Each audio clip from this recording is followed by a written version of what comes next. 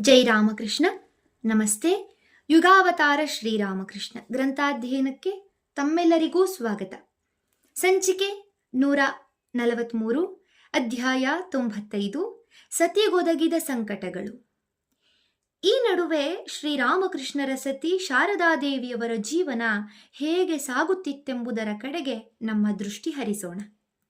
ನಿಜಕ್ಕೂ ಅವರ ಜೀವನವು ಮೇಲ್ನೋಟಕ್ಕೆ ಕಷ್ಟಕೋಟಲೆಗಳ ಸರಮಾಲೆಯೇ ಸರಿ.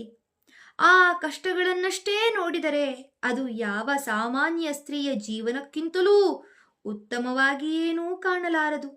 ಆದರೆ ಒಳಹೊಕ್ಕು ನೋಡಿದಾಗಷ್ಟೇ ಅವರ ಅಂತಃಸತ್ವವೇನು ಎಂಬುದು ತಿಳಿದೀತು. ಇದನ್ನು ನಾವು ಮುಂದೆ ಸಾಕಷ್ಟು ಸ್ಪಷ್ಟವಾಗಿ ವಿವರವಾಗಿ ಕಾಣಲಿದ್ದೇವೆ. ಒಂದು ಮಾತನ್ನು ಮಾತ್ರ ಇಲ್ಲಿ ಹೇಳಬಹುದು. ಏನೆಂದರೆ, ಯುಗಾವತಾರ ಪುರುಷನ ಲೀಲಾ ಸಹಚಾರಿಣಿಯವರು. ಅಂಥವನ ಮಹಿಮಾಮಯ ಜೀವನಕ್ಕೆ ಸರಿದೂಗುವಂತಹ ಜೀವನ ಅವರದು. ಷೋಡಶಿ ಪೂಜೆ ಘಟನೆಯಾದ 1 ವರ್ಷದ ಮೇಲೆ ಶಾರದಾದೇವಿಯವರು ತವರೂರಿಗೆ ಹೋಗಿ ಸುಮಾರು 1 ವರ್ಷ ಕಾಲ ಇದ್ದರು. ಈ ಅವಧಿಯಲ್ಲಿ ಅವರು ಇಬ್ಬರು ಹಿರಿಯರ ವಿಯೋಗ ದುಃಖವನ್ನು ಅನುಭವಿಸಬೇಕಾಯಿತು. ಮೊದಲನೆಯದಾಗಿ ಕಾಮಾರಪುರದಲ್ಲಿ ಶ್ರೀರಾಮಕೃಷ್ಣರ ಅಣ್ಣ ರಾಮೇಶ್ವರನ ನಿಧನ. ಇದಾದ ಕೆಲ ತಿಂಗಳಿಗೆ ತಮ್ಮ ತಂದೆ ರಾಮಚಂದ್ರ ಮುಖರ್ಜಿಯ ನಿರ್ಯಾಣ. ಈತನ ಕಿಂಚಿತ್ ಸಂಪಾದನೆಯಿಂದ ಅಷ್ಟು ದಿನವೂ ಸಂಸಾರ ರಥ ಹೇಗೋ ಸಾಗುತ್ತಿತ್ತು. ಮೊದಲೇ ದೊಡ್ಡ ಕುಟುಂಬ. ಶಾರದಾದೇವಿಯವರಲ್ಲದೆ ಇನ್ನೊಬ್ಬ ಹೆಣ್ಣು ಮಗಳು ಮತ್ತು 5 ಗಂಡು ಮಕ್ಕಳು. ಎಲ್ಲರೂ ಚಿಕ್ಕವರು. ಸಂಸಾರದ ಹೊಣೆ ಈಗ ತಾಯಿ ಶ್ಯಾಮಸುಂದರಿಯದಾಯಿತು. ಪಾಪ ಹೆಣ್ಣು ಹೆಂಗಸು ಏನು ಮಾಡ್ಯಾಳು? ನೆರೆಹೊರೆಯವರಿಗೆ ಭತ್ತ ಕುಟ್ಟಿಕೊಟ್ಟು ಹಣ ಸಂಪಾದಿಸಿ ಮಕ್ಕಳ ಹೊಟ್ಟೆ ತುಂಬಿಸುವ ಯತ್ನ ಮಾಡಿದಳು. ಆದರೆ ಇದು ಎಷ್ಟು ದಿನ ಸಾಗೀತು? ಕಡೆಗೆ ಸಮೀಪದ ಊರುಗಳಲ್ಲೇ ಇದ್ದ ಆಕೆಯ ಬಂಧುಗಳೆಲ್ಲರೂ ತಲಾ ಒಬ್ಬೊಬ್ಬ ಹುಡುಗನನ್ನು ನೋಡಿಕೊಳ್ಳಲು ಒಪ್ಪಿ ಕರೆದುಕೊಂಡು ಹೋದರು. ಅಂತೂ ಆ ಸಂಸಾರಕ್ಕೆ ಹೇಗೋ ಒಂದು ಗತಿ ಆಯಿತು. ತಂದೆ ತೀರಿ ಹೋದ ಕೆಲ ದಿನಗಳಲ್ಲೇ ಶಾರದಾದೇವಿಯವರು ಆ ದುಃಖವನ್ನು ಮರೆಯಲು ದಕ್ಷಿಣೇಶ್ವರಕ್ಕೆ ಬಂದು ಬಿಟ್ಟರು. ಆದರೆ ಇಲ್ಲಿಗೆ ಬರುತ್ತಿದ್ದಂತೆಯೇ ಆಮಶಂಕೆ ಹತ್ತಿಕೊಂಡಿತು. ಶಂಭು ಮಲ್ಲಿಕ ಅವರ ಚಿಕಿತ್ಸೆಗಾಗಿ ಬಹಳ ಪ್ರಯತ್ನಪಟ್ಟ. ಖ್ಯಾತ ವೈದ್ಯರನ್ನು ನೇಮಿಸಿದ. ಆದರೆ ಕಾಯಿಲೆ ಬೇಗ ವಾಸಿಯಾಗಲಿಲ್ಲ. ಶಾರದಾದೇವಿಯವರು ಹೇಗೋ ಕಾಯಿಲೆಯೊಂದಿಗೆ ಏಗುತ್ತಲೇ ಪತಿಯ ಹಾಗೂ ಅತ್ತೆಯ ಸೇವೆಯನ್ನು ಮಾಡಿಕೊಂಡು ಬಂದರು. ಹೀಗೆ 1 ವರ್ಷ ಉರುಳಿತು. ಕ್ರಮೇಣ ಆರೋಗ್ಯ ಸುಧಾರಣೆಗೊಂಡು ಸ್ವಲ್ಪ ಶಕ್ತಿ ಮರಳಿತು. ಈಗ ಅವರು ಒಮ್ಮೆ ತಮ್ಮ ತಾಯಿಯನ್ನು ನೋಡಿಕೊಂಡು ಬರೋಣವೆಂದು ಊರಿಗೆ ಹೊರಟರು. ಆದರೆ ಊರಿಗೆ ಬಂದರೋ ಇಲ್ಲವೋ ಕಾಯಿಲೆ ಹಿಂದೆಂದಿಗಿಂತ ಪ್ರಬಲವಾಗಿ ಮರುಕಳಿಸಿತು. ದಿನ ದಿನಕ್ಕೂ ಹೆಚ್ಚಾಯಿತು. ಯಾವ ಔಷಧಿಗೂ ಪಥ್ಯಕ್ಕೂ ಜಗ್ಗದಾಯಿತು. ಅತ್ಯಂತ ನಿಶಕ್ತಿಯಿಂದ ಅವರು ಹಾಸಿಗೆ ಹಿಡಿದರು. ಕೊನೆಗೆ ಜೀವ ಉಳಿಯುವುದೇ ಸಂದೇಹ ಎಂಬ ಸ್ಥಿತಿ ಬಂದೊದಗಿತು. ಈ ಸುದ್ದಿ ದಕ್ಷಿಣೇಶ್ವರಕ್ಕೂ ಮುಟ್ಟಿತು. ಸಹಜವಾಗಿಯೇ ಶ್ರೀರಾಮಕೃಷ್ಣರು ಅತ್ಯಂತ ವ್ಯಾಕುಲಿತರಾದರು. ಆದರೆ ಅವರ ಆತಂಕಕ್ಕೆ ಕಾರಣ ಮಾತ್ರ ತಾವು ತಮ್ಮ ಹರೆಯದ ಪತ್ನಿಯನ್ನು ಕಳೆದುಕೊಂಡು ವಿಧುರರಾಗಬೇಕಾಗಬಹುದೇ ಎಂಬ ಭೀತಿಯಲ್ಲ. ಬದಲಾಗಿ ತನ್ನ ಜೀವನೋದ್ದೇಶ ಈಡೇರುವಷ್ಟರಲ್ಲೇ ಅವಳು ಇಹಲೋಕ ಯಾತ್ರೆಯನ್ನು ಮುಗಿಸಿಬಿಟ್ಟರೆ ಎಂಬ ಶಂಕೆ. ಅವರು ಹೃದಯನ ಮುಂದೆ ಉದ್ಗರಿಸಿದರು. ಹೃದಯ, ಇದೇನು ಹೀಗಾಗುತ್ತಿದೆಯಲ್ಲ? ಮಾನವ ಜನ್ಮಕ್ಕೆ ಯೋಗ್ಯವಾದದ್ದೇನನ್ನೂ ಸಾಧಿಸದೆ ಸುಮ್ಮನೆ ಬಂದು ಹೋಗುವುದೇ ಅವಳ ವಿಧಿಯೇ? ಆಮಶಂಕೆಯ ಪರಿಣಾಮವಾದ ರಕ್ತಹೀನತೆಯಿಂದಾಗಿ ಶಾರದಾದೇವಿಯವರ ಶರೀರ ಜರ್ಜರಿತವಾಯಿತು. ಇನ್ನು ಈ ಹಳ್ಳಿಯಲ್ಲಿ ಅವರ ಔಷಧೋಪಚಾರಕ್ಕಾದರೂ ಯಾವ ವ್ಯವಸ್ಥೆ ಇದೆ? ಮತ್ತೆ ಮತ್ತೆ ಹೊರಗೆ ಹೋಗಿ ಬರುವುದು ಕಷ್ಟವಾದ್ದರಿಂದ ಅವರು ಕೆರೆಯ ದಂಡೆಯ ಮೇಲೆಯೇ ಒರಗಿಕೊಂಡಿರುತ್ತಿದ್ದರು. ಒಮ್ಮೆ ಅವರು ಕೆರೆಯ ನೀರಿನಲ್ಲಿ ತಮ್ಮ ಪ್ರತಿಬಿಂಬವನ್ನು ನೋಡಿಕೊಳ್ಳುತ್ತಾರೆ. ಶರೀರವು ಕೇವಲ ಚರ್ಮ ಮೂಳೆಗಳ ಹಂದರವಾಗಿ ಬಿಟ್ಟಿದೆ. ಆಗ ಅವರಿಗನ್ನಿಸಿತು, ಛೆ, ಹಾಳಾಗಿ ಹೋಗಲಿ ಈ ಶರೀರ. ಇಷ್ಟೇ ತಾನೇ ಕಡೆಗೆ ಇದರ ಗತಿ? ಮತ್ತೆ ಇದಕ್ಕಿನ್ನೇನು ಉಪಚಾರ? ನಾನಿದನ್ನು ಇಲ್ಲೇ ಬಿಟ್ಟು ಬಿಡುತ್ತೇನೆ. ಅವರ ಕಷ್ಟವನ್ನೆಲ್ಲ ನೋಡುತ್ತಿದ್ದ ಸೋದರ ಉಮೇಶನಿಗೊಂದು ಆಲೋಚನೆ ಬಂದಿತು. ಅವನೆಂದ, ಅಕ್ಕ, ಇಲ್ಲಿ ಸಿಂಹವಾಹಿನಿ ದೇವಿ ಇದ್ದಾಳಲ್ಲ, ಅವಳ ಮುಂದೆ ಕುಳಿತು ವ್ರತ ಪ್ರಾರಂಭಿಸಿ ನೋಡು, ಅದರಿಂದಲಾದರೂ ಕಾಯಿಲೆ ವಾಸಿಯಾದೀತು. ಸಿಂಹವಾಹಿನಿ ಜಯರಾಂಬಾಟಿಯ ಗ್ರಾಮ ದೇವತೆ. ಆಕೆಯ ಪುಟ್ಟ ಗುಡಿಯೊಂದು ಸಮೀಪದಲ್ಲೇ ಇತ್ತು. ಶಾರದಾದೇವಿಯವರು ಸೋದರನ ಸಲಹೆಗೆ ಒಪ್ಪಿದರು. ಆತನ ಕೈ ಹಿಡಿದುಕೊಂಡು ಮೆಲ್ಲನೆ ನಡೆದು ದೇವಿಯ ಮುಂದೆ ಒರಗಿಕೊಂಡರು. ಆ ದಿನಗಳಲ್ಲಿ ಅವರ ಕಣ್ಣು ಕಿವಿಗಳಿಂದ ದ್ರವ ಸೋರುತ್ತಲೇ ಇತ್ತು. ಕಣ್ಣಂತೂ ಪೂರ್ಣ ಮಬ್ಬಾಗಿಬಿಟ್ಟಿತ್ತು. ಈ ಸ್ಥಿತಿಯಲ್ಲೇ ಅವರು ದೇವಿಯ ಮುಂದೆ ಮಲಗಿಕೊಂಡು ನಿರಶನ ವ್ರತ ಹಿಡಿದರು. ಹೀಗೆ ಕೆಲ ಕಾಲ ಕಳೆಯುವಷ್ಟರಲ್ಲಿ ವ್ರತ ಫಲಿಸಿತು.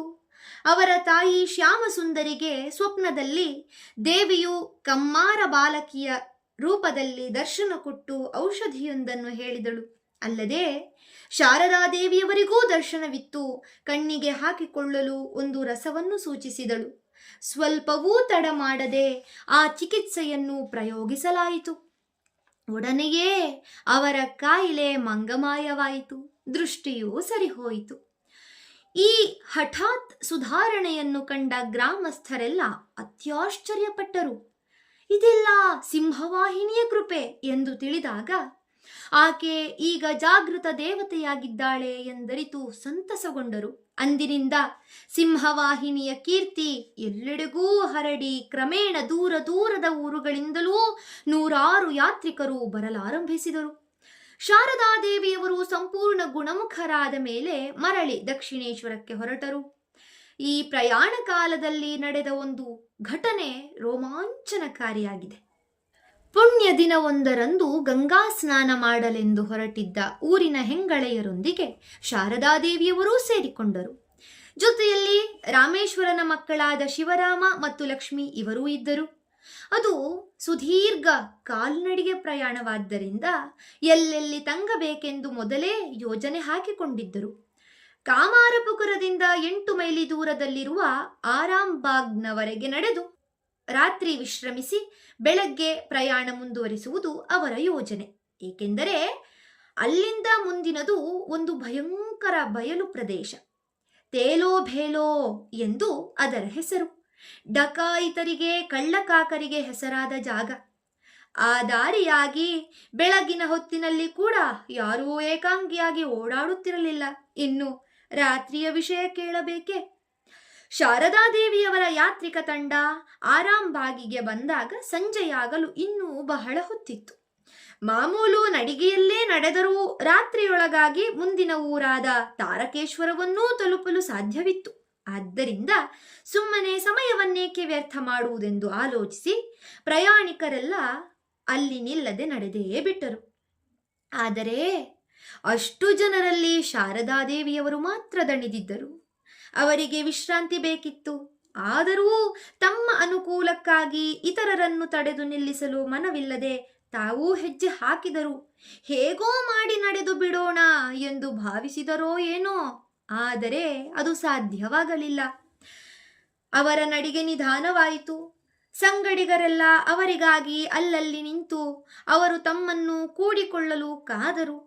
ಆದರೆ ಕಡೆಗೆ ಎಲ್ಲರಿಗೂ ಖಚಿತವಾಯಿತು, ಇವರಿಗಾಗಿ ತಾವೂ ನಿಧಾನವಾಗಿ ನಡೆದರೆ ಎಲ್ಲರೂ ಅಪಾಯಕ್ಕೆ ಸಿಕ್ಕಿಕೊಳ್ಳುವುದೇ ನಿಶ್ಚಯ ಎಂದು. ಪರಿಸ್ಥಿತಿಯನ್ನು ಅರ್ಥ ಮಾಡಿಕೊಂಡ ಶಾರದಾದೇವಿಯವರು, ನೀವು ಯಾರೂ ನನಗಾಗಿ ಕಾಯಬೇಡಿ, ನಾನು ಹೇಗೋ ಮಾಡಿ ಬಂದು ತಾರಕೇಶ್ವರದಲ್ಲಿ ನಿಮ್ಮನ್ನು ಸೇರಿಕೊಳ್ಳುತ್ತೇನೆ, ನೀವೀಗ ಹೊರಟು ಬಿಡಿ ಎಂದು ಎಲ್ಲರನ್ನೂ ಕಳಿಸಿಬಿಟ್ಟರು.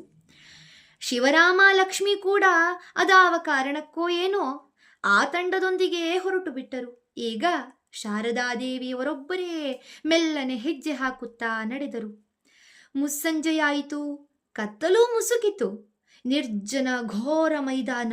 ಶಾರದಾದೇವಿಯವರೋ ಅಬಲೆ, ಏಕಾಂಗಿ. ಆದರೂ ನಿಲ್ಲದೆ ಮುನ್ನಡೆಯುತ್ತಲೇ ಇದ್ದಾರೆ. ಹೃದಯದಲ್ಲಿ ಅಂಜಿಕೆ. ಆದರೆ ಮಾಡುವುದೇನು? ಶಾರದಾದೇವಿಯವರು ಹೀಗೆ ನಡೆಯುತ್ತಿದ್ದಾಗ ಒಮ್ಮೆ ಮುಂದೆ ನೋಡುತ್ತಾರೆ. ಯಾರೋ ಒಬ್ಬ ದಾಂಡಿಗ ತಮ್ಮತ್ತಲೇ ಬರುತ್ತಿದ್ದಾನೆ. ಆತ ಇನ್ನಷ್ಟು ಸನಿಹಕ್ಕೆ ಬಂದ. ಕಾಡಿಗೆಯಂತೆ ಕರ್ರಗಿನ ಆಸಾಮಿ, ಉದ್ದನೆಯ ತಲೆಗೂದಲು, ಸೊಂಟದಲ್ಲೊಂದು ಬೆಳ್ಳಿ ಪಟ್ಟಿ, ಕೈಯಲ್ಲಿ ದಪ್ಪನೆಯ ದೊಣ್ಣೆ, ನೋಡಿದೊಡನೆ ಎದೆ ತಲ್ಲಣಿಸುವಂಥ ರೂಪ. ಶಾರದಾದೇವಿಯವರು ಮುಂದಕ್ಕೆ ಅಡಿಯಿಡಲಿಲ್ಲ. ಹೆದರುತ್ತಾ ನಿಂತ ಸ್ತ್ರೀ ಆಕೃತಿಯನ್ನು ಕಂಡ ಡಕಾಯಿತ ತನ್ನ ಕರ್ಕಶ ದನಿಯಲ್ಲಿ ಕೂಗಿದ, ಏಯ್, ಯಾರಲ್ಲಿ? ಎಲ್ಲಿಗೆ ಹೋಗುತ್ತಿದ್ದೀಯಾ? ಶಾರದಾದೇವಿಯವರು ಧೈರ್ಯ ತಂದುಕೊಂಡು ಉತ್ತರಿಸಿದರು, ಪೂರ್ವದ ಕಡೆಗೆ. ಡಕಾಯಿತ ಗರ್ಜಿಸಿದ, ಅಲ್ಲಿಗೆ ಹೋಗುವುದಕ್ಕೆ ಇದಲ್ಲ ದಾರಿ. ಹಾಗೆನ್ನುತ್ತಾ ಆತ ಎದುರಿಗೇ ಬಂದು ನಿಂತು ಬಿಟ್ಟ. ಶಾರದಾದೇವಿಯವರು ಮರು ಮಾತನಾಡಲಿಲ್ಲ. ಸುಮ್ಮನೆ ನೆಟ್ಟ ದೃಷ್ಟಿಯಿಂದ ಆತನನ್ನೇ ನೋಡಿದರು. ಆ ನೋಟದಲ್ಲಿ ಅವನೇನನ್ನು ಕಂಡನೋ? ಬುದ್ಧ ಭಗವಂತನನ್ನು ಕಂಡು ಅಂಗುಲಿ ಮಾಲನಂತೆ ಇದ್ದಕ್ಕಿದ್ದ ಹಾಗೆ ಮೆತ್ತಗಾಗಿ ಬಿಟ್ಟ. ಅವನ ವ್ಯಕ್ತಿತ್ವವೇ ಬದಲಾದಂತೆ ತೋರಿತು. ತಗ್ಗಿದ ದನಿಯಲ್ಲಿ ನುಡಿದ, ಹೆದರಿಕೊಳ್ಳಬೇಡ, ನನ್ನ ಹೆಂಡತಿ ಈ ಕಡೆಗೆ ಬರುತ್ತಿದ್ದಾಳೆ. ಶಾರದಾದೇವಿಯವರು ನೋಡಿದರು. ಅನತಿ ದೂರದಲ್ಲೇ ಹೆಂಗಸೊಬ್ಬಳು ಬರುತ್ತಿರುವುದು ಕಂಡಿತು. ಇನ್ನಷ್ಟು ಧೈರ್ಯ ಬಂತು. ಮೃದುಕಂಠದಿಂದ ನುಡಿದರು, ಅಪ್ಪ, ನನ್ನ ಜೊತೆ ಇದ್ದವರೆಲ್ಲ ಮುಂದೆ ಹೊರಟು ಹೋದರು. ನಾನೊಬ್ಬಳೇ ಹಿಂದುಳಿದು ಬಿಟ್ಟೆ. ಈಗ ನಾನು ದಾರಿ ತಪ್ಪಿದ್ದೇನೆಂದು ಕಾಣುತ್ತಿದೆ. ದಯವಿಟ್ಟು ನನ್ನನ್ನು ಅವರ ಬಳಿಗೆ ಕರೆದುಕೊಂಡು ಹೋಗುತ್ತೀಯಾ? ನಿನ್ನ ಅಳಿಯಂದಿರು ದಕ್ಷಿಣೇಶ್ವರದ ಕಾಳಿ ದೇವಾಲಯದಲ್ಲಿ ವಾಸವಾಗಿದ್ದಾರೆ. ನಾನು ಅಲ್ಲಿಗೆ ಹೊರಟಿದ್ದೆ. ನೀನು ನನ್ನನ್ನು ಅವರ ಬಳಿಗೆ ಕರೆದುಕೊಂಡು ಹೋಗಿಬಿಟ್ಟರೆ ಅವರು ನಿನ್ನನ್ನು ತುಂಬ ವಿಶ್ವಾಸದಿಂದ ನೋಡಿಕೊಳ್ಳುತ್ತಾರೆ. ಡಕಾಯಿತ ತಬ್ಬಿಬ್ಬಾದ. ಅಪ್ಪ, ಇಂಥ ಸಂಬೋಧನೆಯನ್ನು, ಇಂಥ ಪ್ರೀತಿಯ ಮಾತನ್ನು ಅವನೆಂದಾದರೂ ಕೇಳಿದ್ದನೋ ಇಲ್ಲವೋ? ಏನು ಹೇಳಲು ತೋಚದೆ ಬೆಪ್ಪಾಗಿ ನಿಂತ. ಅಷ್ಟು ಹೊತ್ತಿಗೆ ಅವನ ಹೆಂಡತಿಯೂ ಅಲ್ಲಿಗೆ ಬಂದಳು. ಶಾರದಾದೇವಿಯವರು ಕೂಡಲೇ ಓಡಿ ಹೋಗಿ ಅವಳ ಕೈ ಹಿಡಿದುಕೊಂಡು ಅತ್ಯಂತ ವಿಶ್ವಾಸದಿಂದ ನುಡಿದರು, ಅಮ್ಮ, ನಾನು ನಿಮ್ಮ ಮಗಳು ಶಾರದೆ. ನನ್ನ ಜೊತೆ ಬರುತ್ತಿದ್ದವರೆಲ್ಲ ನನ್ನನ್ನು ಬಿಟ್ಟು ಮುಂದೆ ನಡೆದಿದ್ದರಿಂದ ನಾನಿಲ್ಲಿ ಸಿಕ್ಕಿಕೊಂಡು ಬಿಟ್ಟೆ. ಸದ್ಯ ನನ್ನ ಅದೃಷ್ಟ ಚೆನ್ನಾಗಿತ್ತು. ನೀನೂ ತಂದೆಯೂ ಕಾಣಿಸಿದಿರಿ. ಇಲ್ಲದೆ ಹೋಗಿದ್ದರೆ ನನ್ನ ಗತಿ ಏನಾಗುತ್ತಿತ್ತೋ? ಆ ಹೆಂಗಸು ಗಂಡನ ಮುಖವನ್ನು ನೋಡಿದಳು. ಅವನೂ ಮುಗುಳ್ನಗುತ್ತಾ ಅವಳತ್ತ ತಿರುಗಿದ. ತಮ್ಮನ್ನು ಅಪ್ಪ ಅಮ್ಮ ಎನ್ನುವ ಈ ಮಗಳು, ಈಕೆಯ ಮಾತಿನ ಮುಗ್ಧತೆಯೇನು, ನಿಷ್ಕಾಪಟ್ಯವೇನು ಅವರಿಗೇ ಅರಿವಿಲ್ಲದಂತೆ ಅವರೆದೆಯೊಳಗೆ ವಾತ್ಸಲ್ಯದ ಚಿಲುಮೆಯೊಂದು ಚಿಮ್ಮಿತು. ಕ್ಷಣ ಮಾತ್ರದಲ್ಲಿ ಆ ಕಠಿಣ ಹೃದಯಗಳು ಕರಗಿ ಹೋದವು. ಆ ತಾಯಿ ನುಡಿದಳು, ಶಾರದಾ, ನೀನೇನೂ ಹೆದರಬೇಡ. ಬೆಳಗಾದ ಮೇಲೆ ಹೋದರಾಯಿತು. ರಾತ್ರಿ ನಮ್ಮ ಮನೆಯಲ್ಲೇ ಇರುವೆಯಂತೆ. ನಿನಗೆ ತುಂಬ ಆಯಾಸವಾಗಿರಬೇಕು. ಬಾ, ಊಟ ಮಾಡಿ ಮಲಗು. ಶಾರದಾದೇವಿಯವರು ನಿಶ್ಚಿಂತರಾಗಿ ಈ ಡಕಾಯಿತ ದಂಪತಿಗಳೊಂದಿಗೆ ನಡೆದರು. ಮೂವರು ಅಲ್ಲೇ ಹತ್ತಿರದಲ್ಲಿದ್ದ ಅವರ ಚಿಕ್ಕ ಅಂಗಡಿ ಮನೆಗೆ ಬಂದರು. ಮಗಳಿಗಾಗಿ ಡಕಾಯಿತ ಎಲ್ಲಿಂದಲೋ ಒಂದಷ್ಟು ಪುರಿ ತಂದುಕೊಟ್ಟ. ಅವನ ಹೆಂಡತಿ ನೆಲದ ಮೇಲೆ ಹುಲ್ಲು ಹರಡಿ ಅದರ ಮೇಲೆ ತನ್ನ ಬಟ್ಟೆಯನ್ನೇ ಹಾಸಿ ಒಂದು ಹಾಸಿಗೆ ಸಿದ್ಧಪಡಿಸಿದಳು. ಶಾರದಾದೇವಿಯವರು ಪುರಿಯ ಊಟ ಮುಗಿಸಿ ಹಾಯಾಗಿ ನಿದ್ರಿಸಿದರು. ಡಕಾಯಿತ ತನ್ನ ಬಡಿಗೆ ಹಿಡಿದು ಆಚೆ ಕಾವಲು ನಿಂತ. ಬೆಳಕು ಹರಿಯಿತು. ಶಾರದಾದೇವಿಯವರು ಹೊರಡಲು ಅನುವಾದರು. ಈಗ ಅವರನ್ನು ತಾರಕೇಶ್ವರಕ್ಕೆ ಬಿಟ್ಟು ಬರಲು ದಂಪತಿಗಳು ತಾವೂ ಹೊರಟರು. ದಾರಿಯ ಇಕ್ಕೆಲಗಳ ಹೊಲದಲ್ಲಿ ಬಟಾಣಿಯ ಗಿಡಗಳು ಬೆಳೆದು ನಿಂತಿದ್ದವು. ಆ ಹೆಂಗಸು ತನ್ನ ಪ್ರೀತಿಯ ಮಗಳಿಗಾಗಿ ಒಂದಿಷ್ಟು ಎಳೆಯ ಬಟಾಣಿಗಳನ್ನು ಬಿಡಿಸಿಕೊಂಡು ಬಂದಳು. ಮಧ್ಯಾಹ್ನದ ವೇಳೆಗೆ ಮೂವರೂ ತಾರಕೇಶ್ವರವನ್ನು ತಲುಪಿ ಸತ್ರವೊಂದರಲ್ಲಿ ಇಳಿದುಕೊಂಡರು. ಡಕಾಯಿತ ಹೆಂಡತಿಯ ಮಾತಿನಂತೆ ಶಾರದಾದೇವಿಯವರಿಗಾಗಿ ಎಲ್ಲಿಂದಲೋ ಹಣ್ಣು ಹಂಪಲು ತಂದುಕೊಟ್ಟ. ಅಷ್ಟು ಹೊತ್ತಿಗೆ ಅವರ ಸ್ತ್ರೀ ಸಂಗಾತಿಯರು ಅವರನ್ನು ಹುಡುಕುತ್ತಾ ಅಲ್ಲಿಗೇ ಬಂದರು. ಈಗ ಎಲ್ಲರೂ ಸಂತೋಷದಿಂದ ಕಲ್ಕತ್ತದತ್ತ ಹೊರಟರು. ಈ ದಂಪತಿಗಳು ತಮ್ಮ ಮಗಳನ್ನು ಬಿಡಲಾರದೆ ಅವರೊಂದಿಗೆ ಮತ್ತೂ ಸ್ವಲ್ಪ ದೂರ ನಡೆದರು. ಒಂದು ರಾತ್ರಿ ಕಳೆಯುವುದರೊಳಗಾಗಿ ಅವರ ನಡುವೆ ಅಂಥ ವಾತ್ಸಲ್ಯದ ಬಂಧ ಉಂಟಾಗಿಬಿಟ್ಟಿದೆ. ಕಡೆಗೆ ತಮ್ಮ ಮಗಳನ್ನು ಬೀಳ್ಕೊಡುವಾಗ ಅವರಿಬ್ಬರಿಗೂ ಕಣ್ಣೀರು ತಡೆಯಲು ಸಾಧ್ಯವೇ ಆಗಲಿಲ್ಲ. ಶಾರದಾದೇವಿಯವರು ತಮ್ಮ ಡಕಾಯಿತ ತಂದೆ ತಾಯಿಗಳನ್ನು ಒತ್ತಾಯಿಸಿ ಒಮ್ಮೆ ದಕ್ಷಿಣೇಶ್ವರಕ್ಕೆ ಬರುವಂತೆ ಮಾತು ತೆಗೆದುಕೊಂಡರು.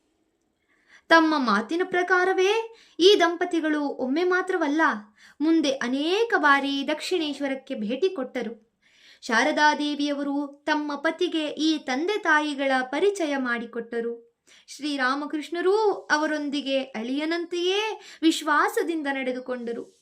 ದಕ್ಷಿಣೇಶ್ವರಕ್ಕೆ ಬರುವಾಗಲೆಲ್ಲ ಅವರು ತಮ್ಮ ಮಗಳಿಗಾಗಿ ಏನಾದರೊಂದು ಉಡುಗೊರೆಯನ್ನು ತರುತ್ತಿದ್ದರು. ಆ ಡಕಾಯಿತ ದಂಪತಿಗಳ ಯಾವ ಜನ್ಮದ ಸುಕೃತವೋ ಹೀಗೆ ಫಲ ಕೊಟ್ಟಿತು. ಧನ್ಯವಾದಗಳು. ಅಧ್ಯಾಯ 95 ಸಂಪೂರ್ಣವಾಯಿತು. ಮುಂದಿನ ಸಂಚಿಕೆಯಲ್ಲಿ ಹೊಸ ಅಧ್ಯಾಯವನ್ನು ಪ್ರಾರಂಭಿಸೋಣ. ಓಂ ಶಾಂತಿ ಶಾಂತಿ ಶಾಂತಿ. ಹರಿ ಓಂ ತತ್ಸತ್. ಶ್ರೀರಾಮಕೃಷ್ಣಾರ್ಪಣಮಸ್ತು. ಸರ್ವೇ ಜನ ಸುಖಿನೋ ಭವಂತು. ಜೈ ಶ್ರೀಮಾತಾ.